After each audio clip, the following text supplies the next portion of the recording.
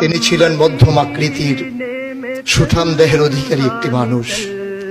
তার চুলগুলো ছিল ঘাড় পর্যন্ত প্রলম্বিত, হালকা হালকা কোকড়ানো।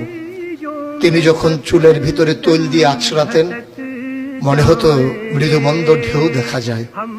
তার কপাল ছিল চওড়া, ভ্রুগুলো ছিল জোড়া ভ্রু, ধনুকের মতো বাঁকা।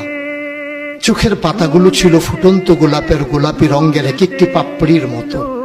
তিনি কখনো বা যখন চোখের পলক ফেলতেন মনে হতো মৃদুমন্দ বাতাসে গোলাপ পাপড়ি যেন দোল খাচ্ছে। তার চোখের সাদা অংশ ছিল রক্তিমাভ সাদা, কালো অংশ ছিল কৃষ্ণ কালো। তার নাকটা ছিল খাড়া, নাকের ছিদ্রগুলো ছিল ছোট ছোট।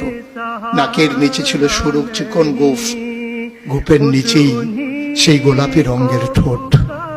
তার ঠোঁটগুলো যখনো কখনো বা মুচকে হাসত, গোটা পৃথিবীর মানুষ অবাক বিস্ময়ে দেখত গোটা পৃথিবীতে যেন বিজলি চমকিয়েছে।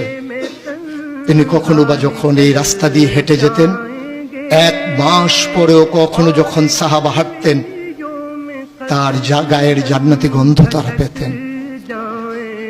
মায়েরা, উম্মাহাতুল মুমিনিন যারা, তারা নবীর যখন কখনো এই ঘামে ভেজা শরীর নিয়ে ঘরে ঢুকতেন, কপালের ভিতরে মুক্তোর দানার মতো ঘামগুলো যখন জমে থাকতো, মায়েরা ছোট্ট শিশি খুঁজে সেই ঘামগুলো শিশিতে ভরে জমা রেখে দিতেন, কখনো বা ঈদে কোনো অনুষ্ঠানে যেন আতর হিসেবে ব্যবহার করতে পারেন।